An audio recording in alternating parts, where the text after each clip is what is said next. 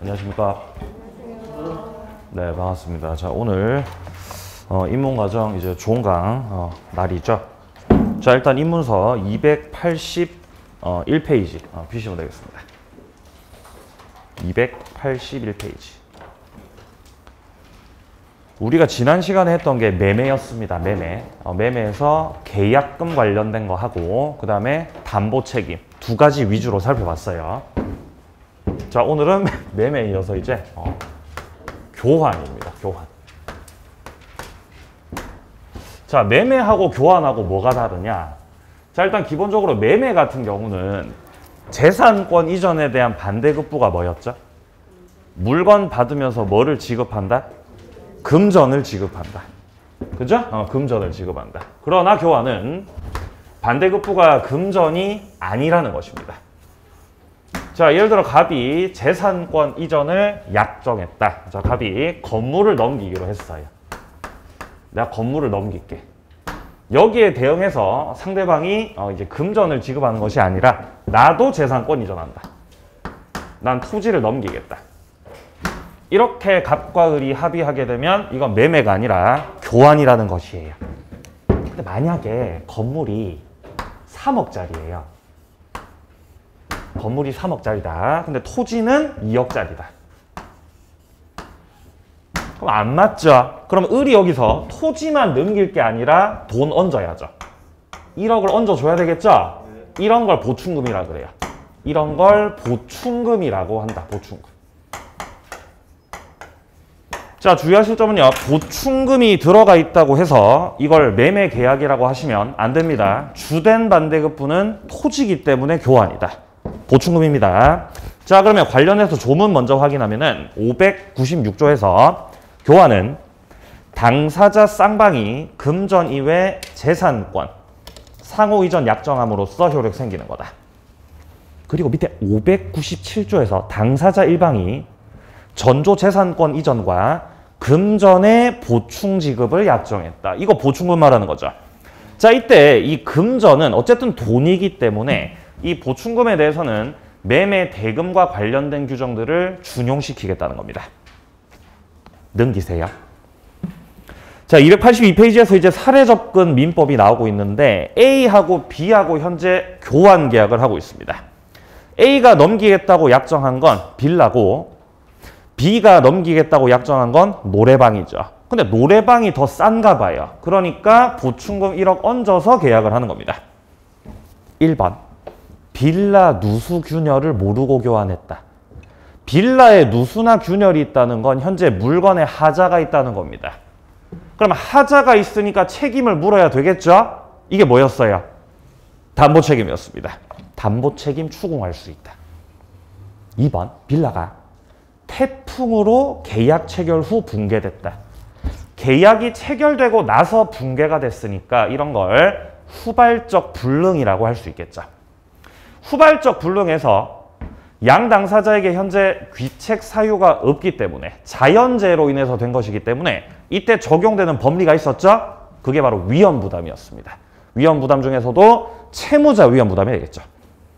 그러니까 양자의 채무가 없어진다라는 맥락에서 B도 노래방 넘겨줄 의무는 없어진다는 거죠. 3번 B가 약정일자의 보충금을 안 넘기고 있다. 이러면 이거 채무불이행이에요. 채무불이행이다. 그러면 채무불이행이 있었기 때문에 상대방의 입장에서는 최고 없이 최고해야 되겠죠. 지체니까 최고하고 계약을 해지할 수가 있다라는 것이에요. 자, 그러니까 교환도 매매나 마찬가지로 담보 책임 적용된다고 적용 안 된다고? 적용된다는 거예요. 담보 책임 그대로 적용된다. 자, 그리고 위험 부담의 법리 그대로 다 적용된다. 채무 불이행이 있었다면 계약을 해제하는 것도 얼마든지 가능하고요. 추가적으로 동시이행의 항변권의 법리 그대로 다 적용된다고 보시면 됩니다. 제가 지난 시간에도 강조를 드렸지만 이 교환은 매매하고 법적 성질이 완전 똑같다 그랬습니다. 다른 점은 반대급부가 재산권 이전이라는 것만 다르죠.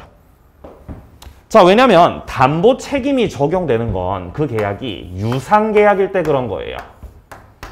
무상계약 말고 계약이 유상계약이라면은 담보 책임이 적용되는 거거든요.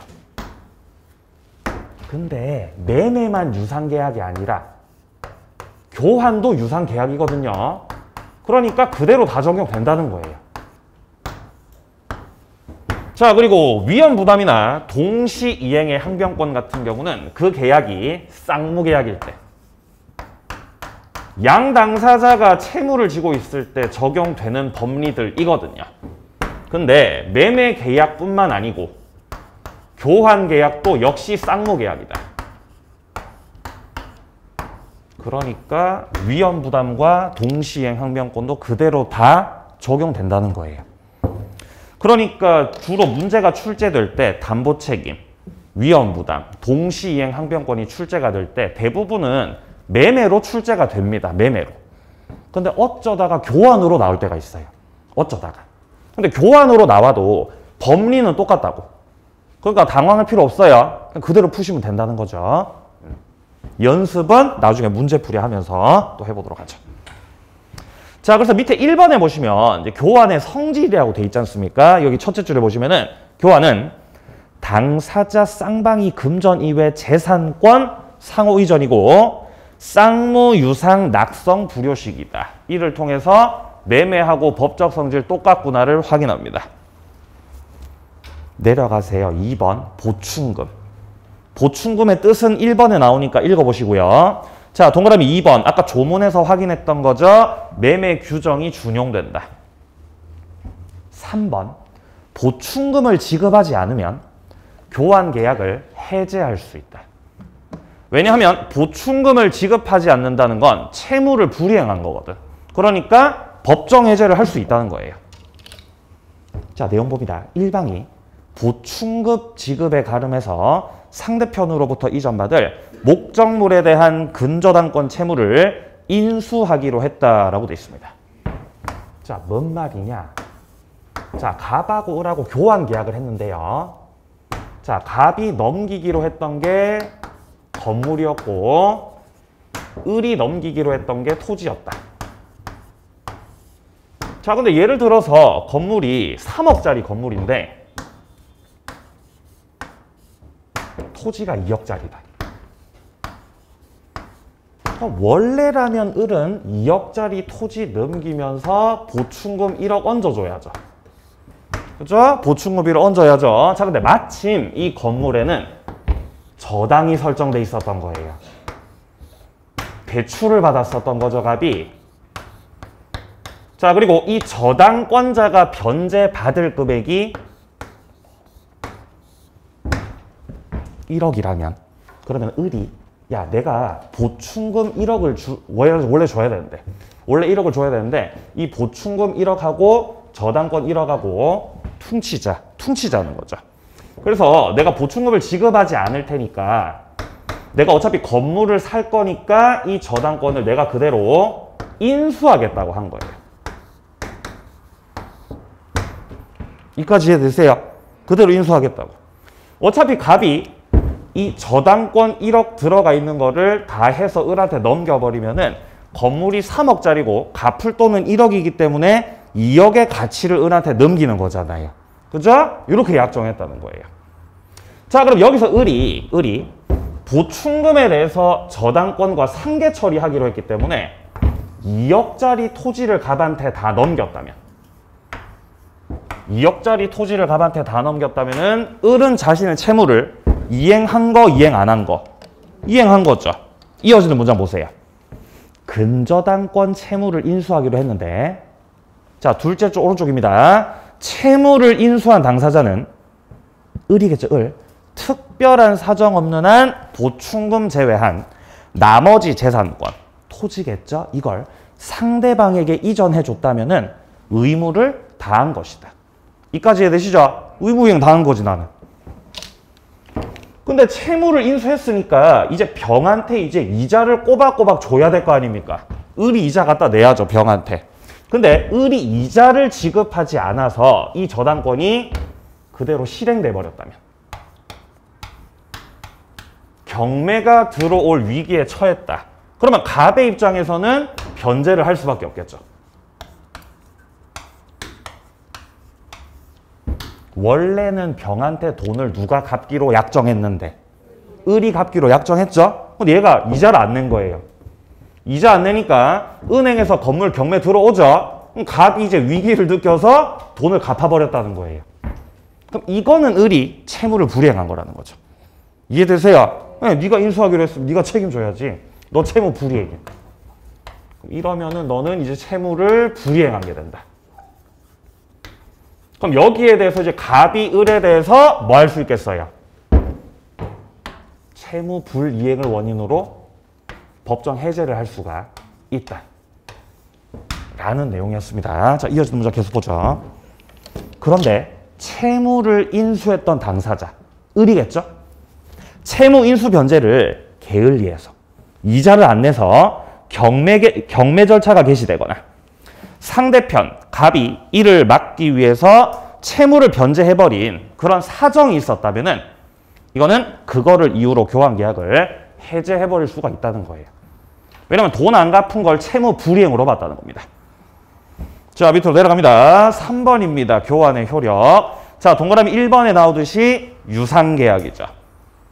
유상계약이기 때문에 그 밑에 줄에 나오듯이 목적물이나 권리에 하자가 있다면 담보책임 적용된다. 자, 그리고 오른쪽 동그라미 3번을 보시면요. 교환계약도 쌍무계약이다. 따라서 동시이행 항변권, 위험부담 다 적용된다. 네, 그렇다는 거죠. 예. 자, 여기까지 교환 마무리하겠습니다. 자, 이제 임대차로 바로 가죠. 네.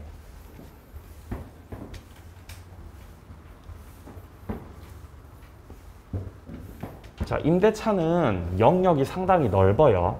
영역이 넓다. 임대차라고 하면 임대차. 뭐 임대차를 모르시는 분은 안 계시겠지만 우리 공인중개사 민법에서는 이 임대차가 일단 첫 번째 민법상 임대차가 있어요.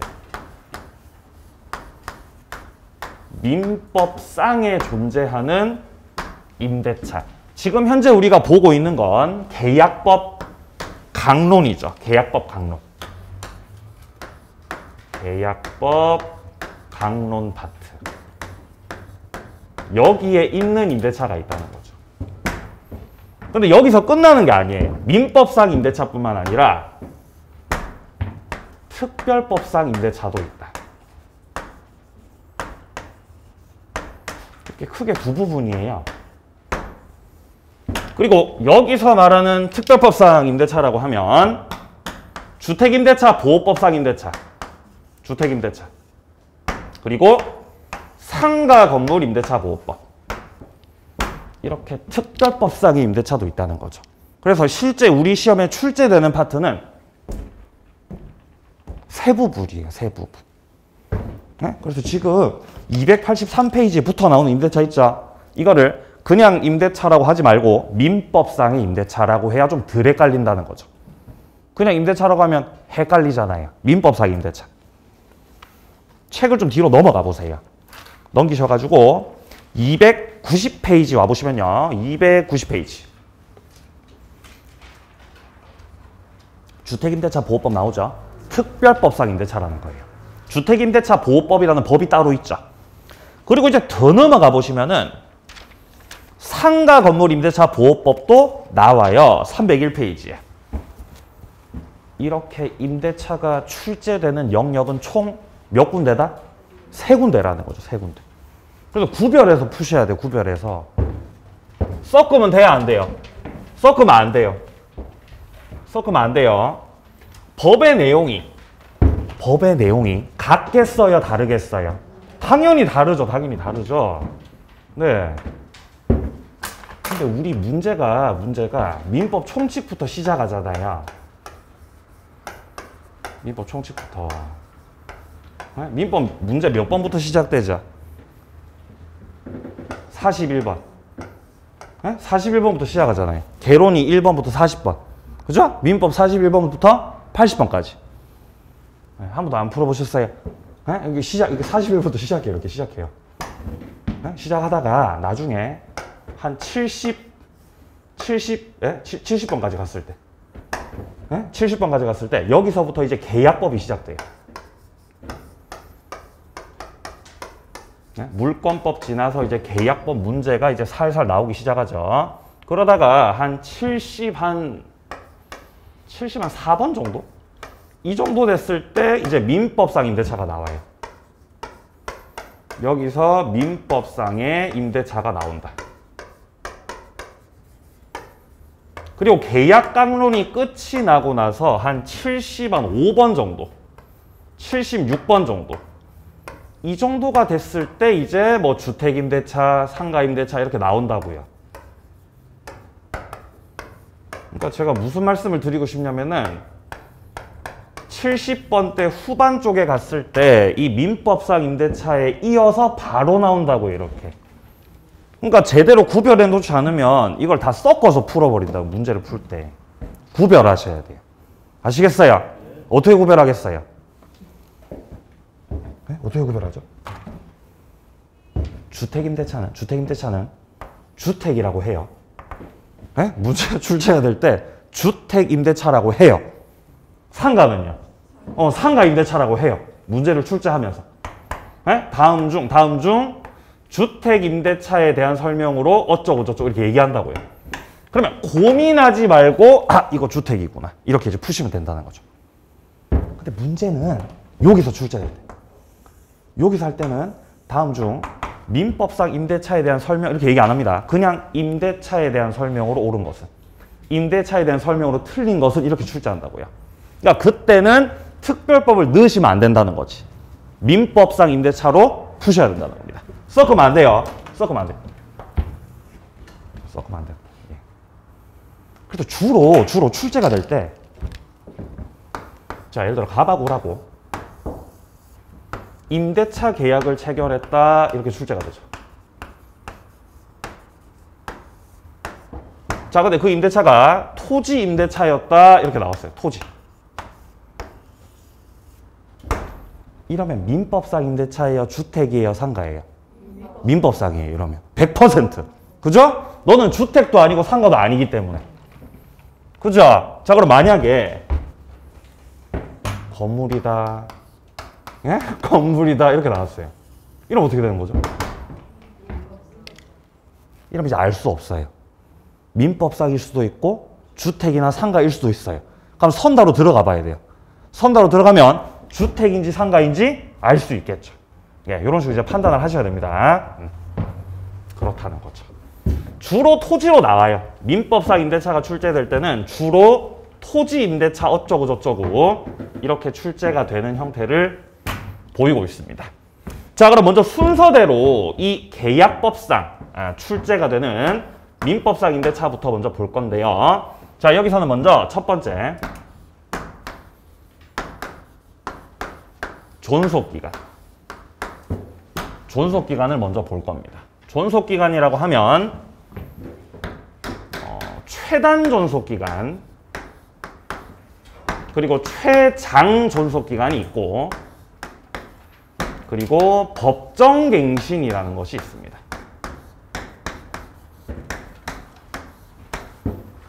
법정갱신 헷갈리죠. 주의하셔야 돼요. 주의. 법정갱신. 네, 비교해서 말씀드릴게요. 자, 그리고 두 번째로 임차인이 주장해야 되는 이 대항력과 관련된 문제들,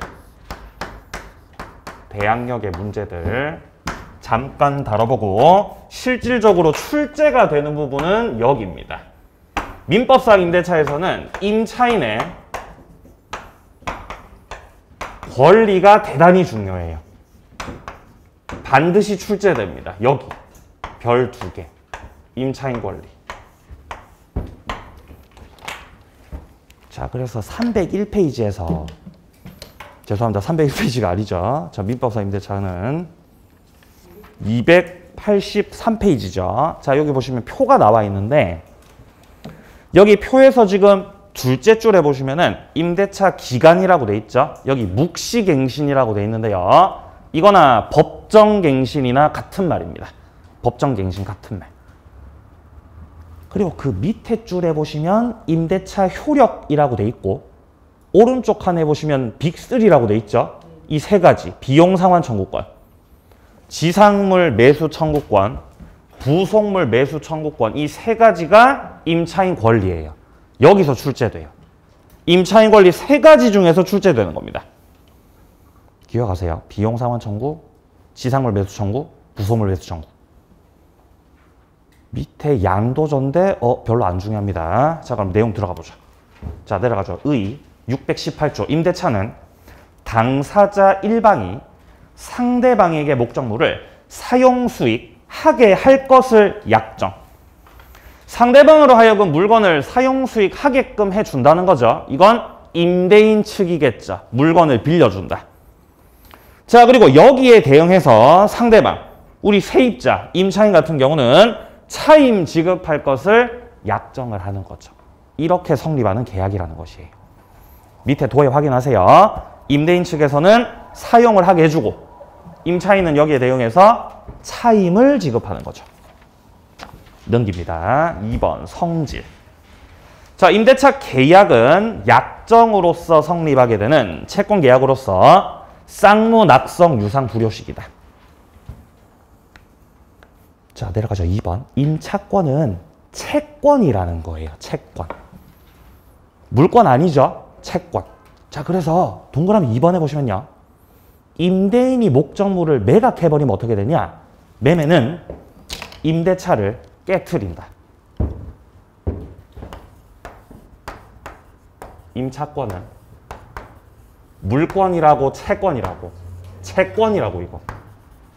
임차권 채권이에요. 왜냐면 잘 보면은 여기 치읓이 있잖아요. 치읓. 여기 치읓 있죠, 그죠? 채권이라는 거죠. 네? 물권 아닙니다. 채권이다. 채권. 자, 그래서 여기 임대인이 있고 여기 임대인이 계시고 물건을 빌려준 측 그리고 여기 임차인이 있을 때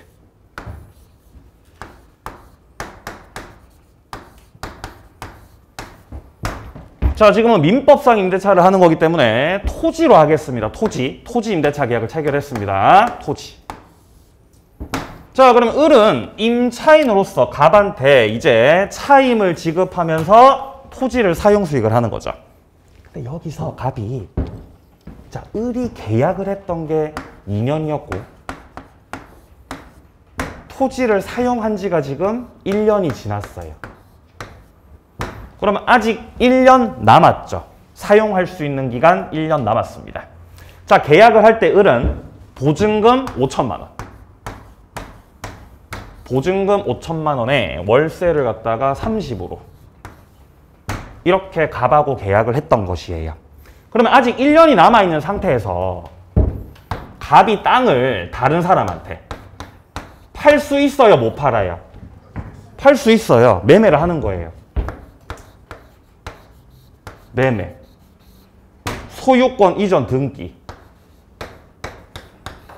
그러면 병이 새로운 소유자가 돼요. 이렇게. 그랬을 때 병이 나는 당신하고 계약한 적 없으니까 나가. 너 나가. 나가라고 했을 때 을은 대항할 수 있다, 나가야 된다. 나가야 된다 그랬어요. 나가야 되죠? 왜냐면 을이 가지고 있는 임차권은 물권이 아니라 채권. 채권이다. 채권이라는 거는 절대권이 아니라 상대권이기 때문에 을하고 계약했던 당사자가 누구였죠? 갑이었거든요. 그러니까 계약 당사자인 갑에게는 임차권 주장을 할 수가 있죠. 근데 다른 제3자한테는 임차권을 주장할 수가 없다는 거예요. 그러니까 병이 나가라 그러면은 을은 나가야 된다는 거예요. 쫓겨나버리는 거죠. 그렇다는 건 을은 대항력이 있다는 거다, 대항력이 없다는 거다. 대항력이 없다는 거예요. 자신의 권리를 주장할 수 있는 힘이 없다. 주장할 수 있는 힘이 없다. 그럼 보증금 5천만 원. 병한테 달라고 청구할 수 있습니까? 네? 보증금 5천 달라고. 그럼 보증금 내놔라. 그럼 내가 나갈게. 할 수 있어요? 안 돼요. 그냥 쫓겨나는 거예요. 5천만 원도 누구한테만 달라고? 갑한테만 달라고. 할 수 있다는 거죠. 예. 그래서 원칙적으로는 이렇게 대항력이 없어요. 자, 그러나 우리 임차인들도 이렇게 쫓겨나면은 안 되기 때문에 비록 채권이지만 일정하게 요건을 갖췄을 때는 대항력을 인정해주는 경우도 있다는 거죠. 그게 세 가지예요. 대항력 인정받는 경우 세 가지. 첫 번째, 두 번째, 세 번째. 세 가지. 대항력 취득 방법. 자, 대항력 취득 방법에는 어떤 것들이 있느냐. 자, 그거는요. 내려가서 621조. 부동산 임차인은 당사자 간에 반대 약정이 없었다면 임대인을 상대로 임대차 등기 절차 협력할 것을 청구할 수 있다. 그러니까 임대인을 상대로 해서 임대차 등기하고 싶다고 청구할 수 있다는 거예요. 자, 그래서 2항입니다. 임대차를 등기하면 그때부터는 제3자에 대해서 효력이 생긴다. 그러니까 내 임대차를 등기를 했다. 등기했다. 그러면 제3자, 이런 신소유자에 대해서도 임차권을 주장할 수가 있다고 없다고? 주장할 수 있다고. 등기하면. 네, 그럼 등기하면 되겠네요. 등기하면. 그죠? 등기하면 되겠네요. 근데 등기해달라 그러면 계약 당시 갑한테 임대차 등기해달라 그러면은 갑이 뭐라 그래요?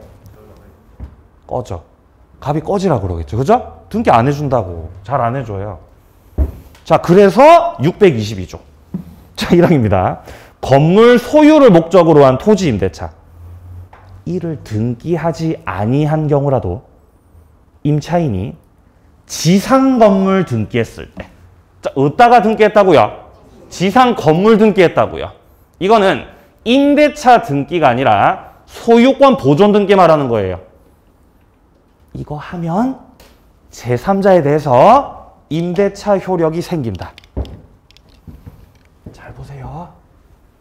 자, 토지가 현재 갑소유, 토지 갑소유, 그리고 갑의 토지를 을이 빌렸던 상황이죠. 임차인.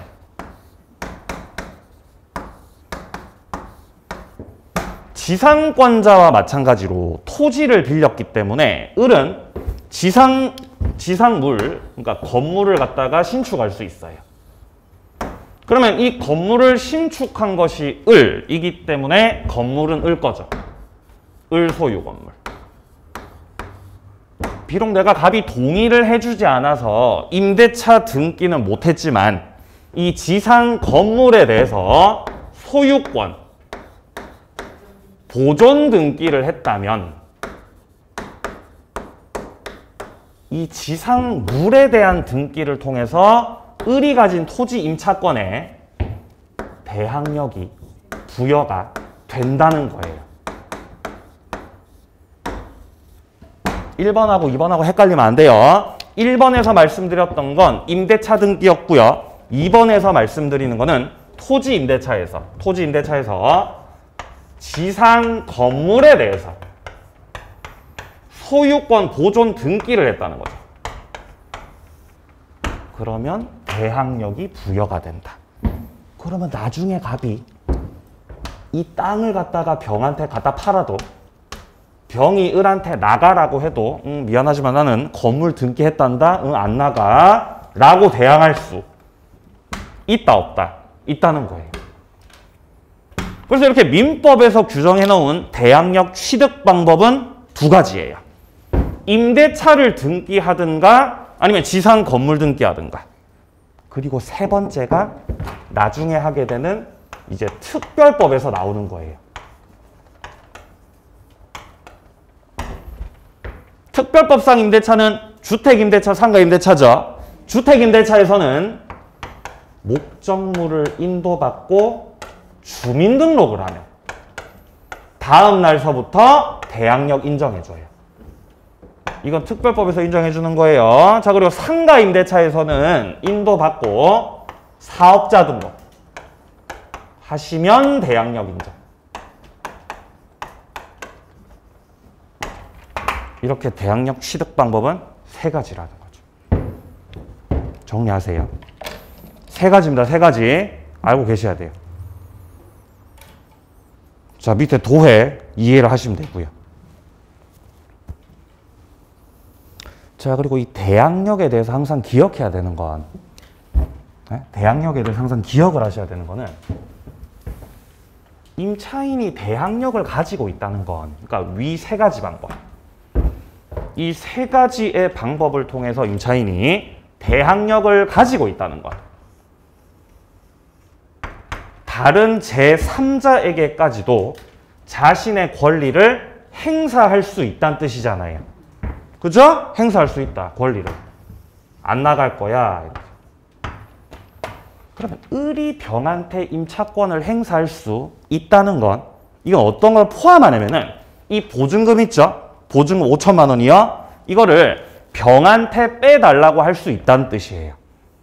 원래 대항력이 없었던 상황이면 이 5천만 원 갑한테만 달라고 할 수 있습니다. 갑에게만 주장할 수 있다. 근데 뭐가 있으면?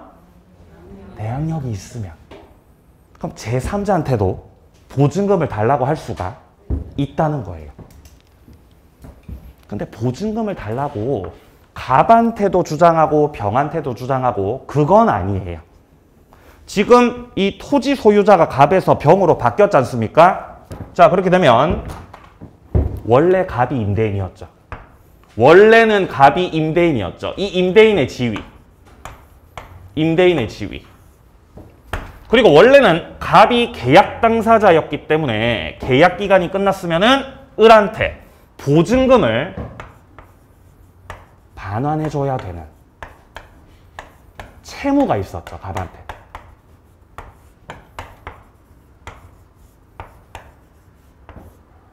이것들이 병한테로 그대로 승계가 돼요. 이게 연결돼야 돼요. 한 번 더 말씀드립니다. 임차인이 대항력을 가지고 있다는 건, 임차인이 대항력 가지고 있다는 건 원래 갑이 가지고 있었던 임대인의 지위가 뭐가 된다? 승계된다, 병한테. 그러니까 병이 원하던 원하지 않던 병은 임대인이 되는 거예요. 병은 임대인이에요. 저 임대인 아닌데요? 너 임대인이에요. 왜냐면 내가 대항력 가지고 있으니까. 네가 이 땅을 샀다는 건 당연히 임대차 끼고 사는 겁니다. 임대차 끼고 사는 거. 그러면 자연스럽게 원래는 보증금 반환 채무가 갑한테 있었죠? 병한테 다 승계됩니다. 다 승계된다고. 그러니까 네가 땅을 산다는 거는 얘를 끼고 산다가 되는 거예요. 근데 그렇게 되려면 을이 뭐가 있어야 돼요? 대항력. 있어야 돼요. 연결돼야 돼요. 연결돼야 돼요. 대항력이 있다는 것은 지위가 승계되고 보증금 반환 채무가 승계된다는 것이다. 자, 그러면 만약에 지문에서 임차인이 대항력을 갖춘 상태에서 임대인의 지위가 승계된 경우, 임대인 지위가 승계된 경우 갑은 보증금 반환 채무를 벗어난다. 갑은 보증금을 반환할 의무가 없어진다. 이런 맞는 말 틀린 말? 맞는 말이에요. 갑은 벗어났어요. 이제는 그 채무가 누구한테 넘어갔다? 얘한테. 갑은 벗어난 거예요. 병한테 넘어갔죠. 대항력이었습니다. 내려갑니다. 3번 임대차 기간입니다. 자, 괄호 속에 보시면 최장기 제한이 없다라고 돼 있죠. 자, 이거는 최단도 마찬가지고 최장도 마찬가지예요. 제한이 없다. 최단 존속 기간이 몇 년입니까? 없습니다. 최단 존속 기간이. 그럼 최장기는 몇 년입니까? 없어요. 없어요. 둘 다 없습니다. 둘 다 없다. 따라서 기간을 전혀 정하지 않았다면 밑에 635조에 나오듯이 임대차 기간에 약정이 없습니다. 그러면 당사자는 언제든지 해지 통고할 수 있어요. 여기서 해지를 통고한다는 건 계약을 끝내자는 거죠. 헤어지자. 빠이빠이. 근데 해제예요, 해지예요? 해지. 만약에 해제가 돼버리면은 지금까지 냈었던 월세 있죠? 다 돌려받는 거예요. 말 안 되죠? 줬던 거는 그냥 그대로 하고 지금부터 끝나는 거지. 이야기입니다. 상대방이 전항의 통고를 받은 날로부터 다음 각호 기간 경과하면 해지가 되고 끝나는 겁니다. 1호 토지 건물 공작물에 대해서 임대인 측에서 해지 통고를 했다. 그러면 6개월이 지나면 끝납니다. 근데 임차인 측에서 해지 통고했죠? 그럼 1월이 지나면 끝나요. 6개월, 1개월입니다. 6개월, 1개월. 2호는 동산이 나오죠? 동산 출제 안 됩니다. 무시하세요. 자, 임대인 6개월, 임차인 1월입니다.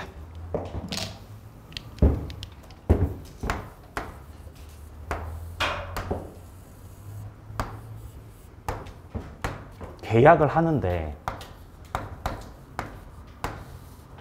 토지 임대차 계약을 하는데 기간을 약정하지 않았다. 기간을 정하지 않았어요. 그럼 자동적으로 몇 년짜리 임대차 되는 거예요? 몇 년짜리 임대차 된다?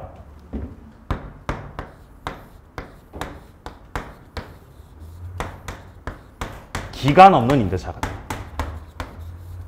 예? 기간 없는 임대차가 돼요. 왜냐면 최단기가 있으니까 없으니까? 최단기가 없어서. 만약에 주택임대차보호법이었으면 거기는 최단기 2년이기 때문에 기간을 안 정했으면 자동 2년이에요. 주택에서는요. 근데 지금 토지자 최단기 없어요. 그럼 그냥 기간 없는 임대차 되는 거예요. 기간이 없어요. 기간이 없어.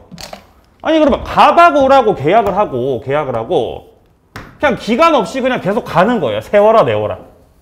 세워라 내워라 그냥 가는 겁니다. 기약 없이. 그죠? 기약 없이 가는 끝이 없죠. 그냥 가는 거죠. 계속. 그죠? 예. 우리는 끝이 있잖아요. 우리는 언제까지 공부할 거예요? 예? 10월 시험 칠 때까지. 그때까지 공부할 거죠. 그죠? 예. 근데 여기는 기약이 없으니까 계속 하는 계속. 뭐 내년에도 내후년에도 계속 이렇게 저기 하는 거죠. 그러니까 끝이 없으니까 갑이 됐든 을이 됐든 그 누구라도 언제든지 기간이 없으니까 끝내자라고 뭐 할 수 있다고요? 해지 통고할 수 있다고. 임대인이 해지 통고할 수도 있고 야 끝내자 해지 통고. 임차인이 해지 통고할 수도 있다는 거죠. 언제든지 헤어지자고 할 수 있는 거예요. 그렇죠? 예. 그러니까 이렇게 막 뭐 이렇게 사귀면 우리 오래 가자고 하잖아. 오래 가자. 오랫동안 만나자 우리. 네? 언제까지 만나자는 거예요? 그냥 기약 없이 만나자는 거잖아요. 그러니까 언제든지 뭐라고 해요? 끝내자. 네? 끝내자고 하잖아요. 근데 해지 통고하고 바로 끝나면은 보증금이라던가 목적물 반환이라던가 문제가 생길 수 있으니까 해지 통고가 되고 나서 임대인 측에서 해지 통고를 했습니다. 그럼 몇 월 후에 끝난다고? 6개월. 시간 주는 거예요, 임차인한테. 근데 아무래도 이제 임대인에 비해서는 임차인이 좀 약자의 지위에 있다 보니까 임차인 측에서 해지 통고하면 거의 바로 끝납니다. 1개월 후. 이렇게 끝난다는 거예요. 지금 요거 말하는 거예요. 조문에서. 자, 오른쪽 갑니다. 임대차 효력. 여기가 중요하다 그랬죠. 여기가. 자, 근데 여기서 무슨 뭐 임대인의 의무가 나오고 있죠? 별로 안 중요합니다. 임대인의 의무는요. 별로 안 중요해요. 자, 중요한 건 뭐냐면 그 뒷장에 나오는 거죠. 임차인의 권리. 여기가 대단히 중요하다.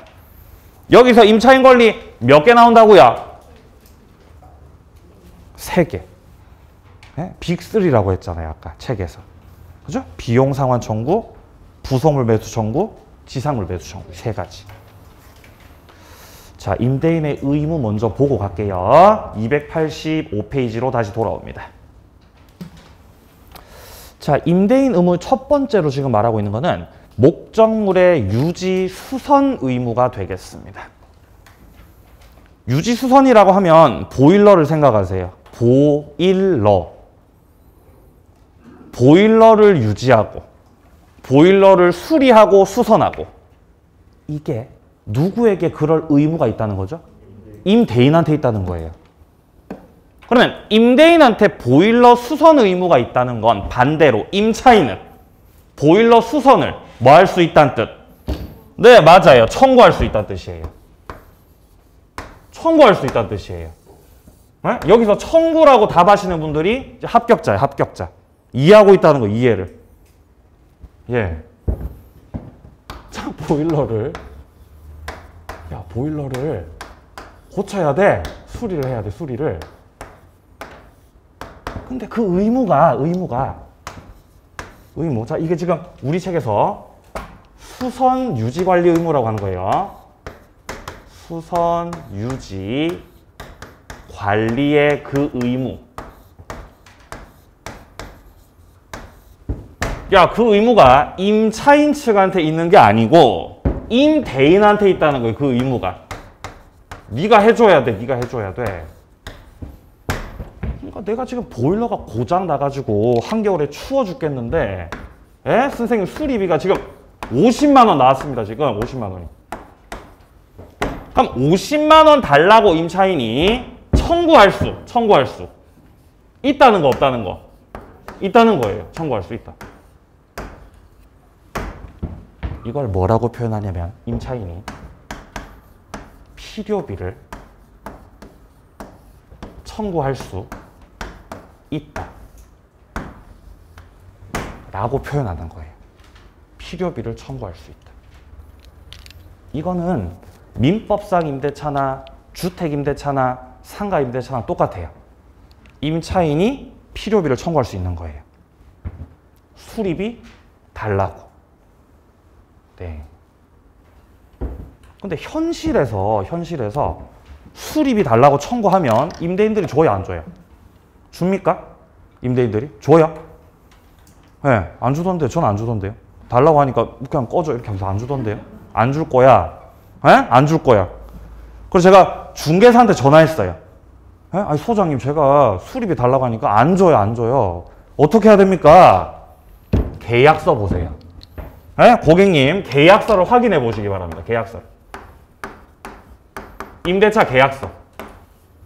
그래서 열어서 확인해 봤어요. 특약상. 네? 밑에 아주 작게. 막 위에 이렇게 나와 있고, 밑에 아주 작게. 특약상.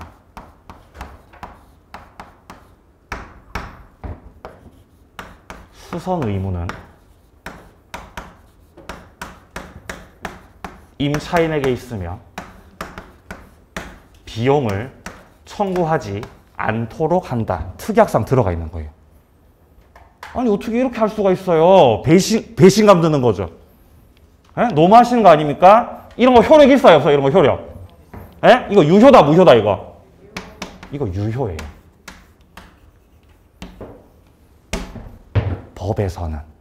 법에서는 임차인이 필요비를 청구할 수 있다고 규정해놨죠. 법에서는. 근데 당사자가 법하고 다른 내용의 특약을 했죠? 유효예요. 왜냐하면 이 관련된 규정 자체가 임의규정이거든요. 이거 임의규정이에요.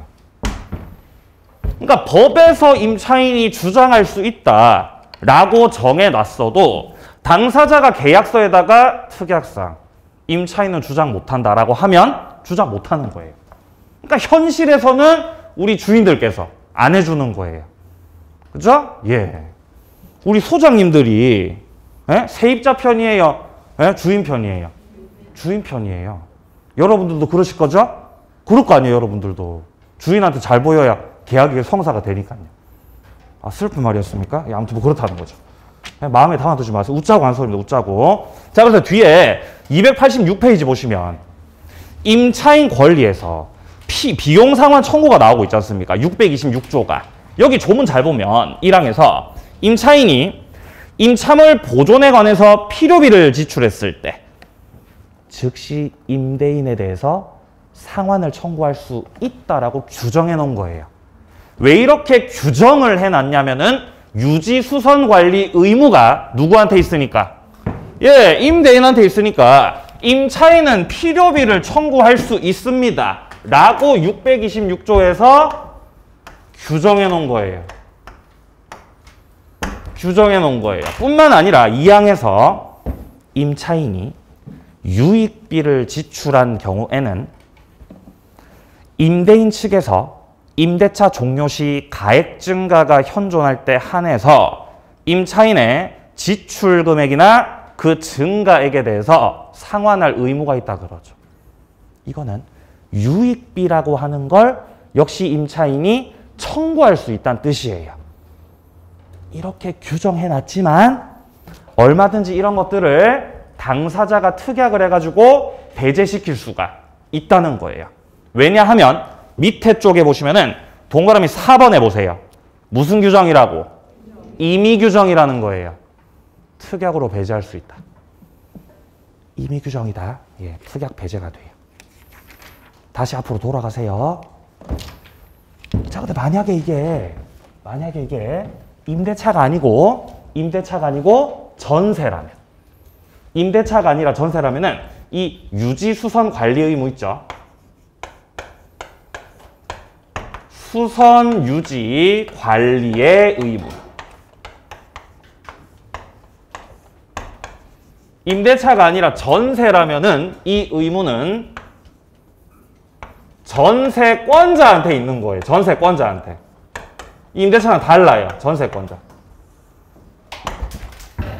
아니 그러면 임대차 계약이 아니라 전세권 설정 계약이었으면은 보일러 수리 주인한테 해달라고 해야 된다. 전세권자 스스로 한다.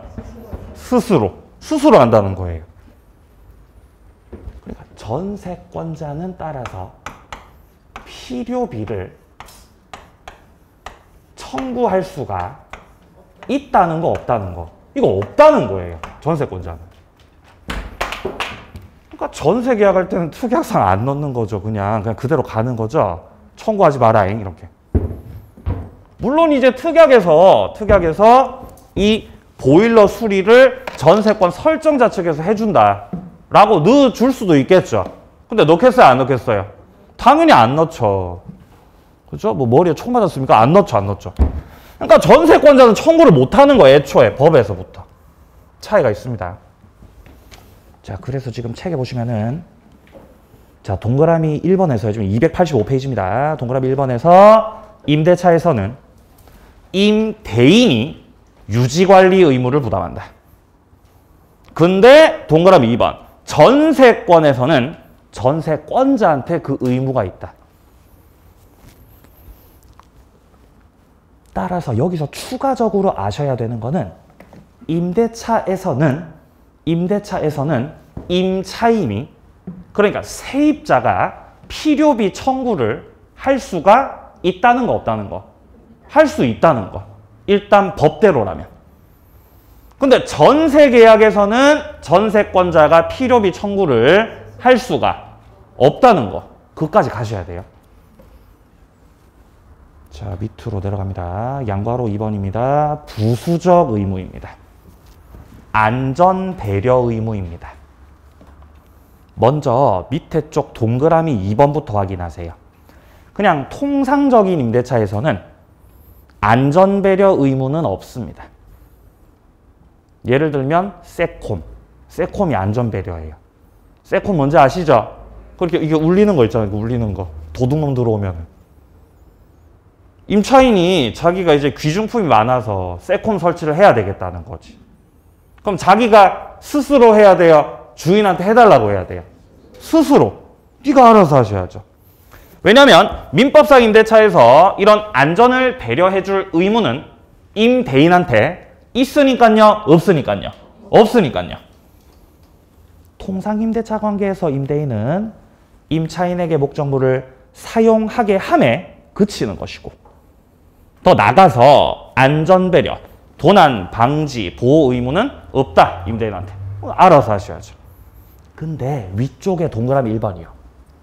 통상 임대차 말고 일시 사용 임대차에서는 이 임대인한테 안전 배려 의무가 있습니다. 자, 그리고 여기서 말하는 일시 사용 임대차는 숙박 계약이 대표적이에요. 숙박 계약이요. 네. 펜션에서 2박 4일 일시 사용이죠. 여기서는 임대인이 안전 배려를 해줘야 됩니다. 물건이 도난당하지 않도록, 화재가 발생하지 않도록 그럴 의무가 있다는 거예요. 자, 내용 보면 숙박업 같은 일시사용 임대차에서는 이 객실과 관련된 시설들이 오로지 숙박업자 지배하에 있다는 것입니다. 그래서 숙박업자가 고객 안전 배려 의무가 있다는 거죠. 자, 여기까지 임대인 의무였고요. 좀 쉬었다가 임차인 권리 이어서 보도록 하겠습니다.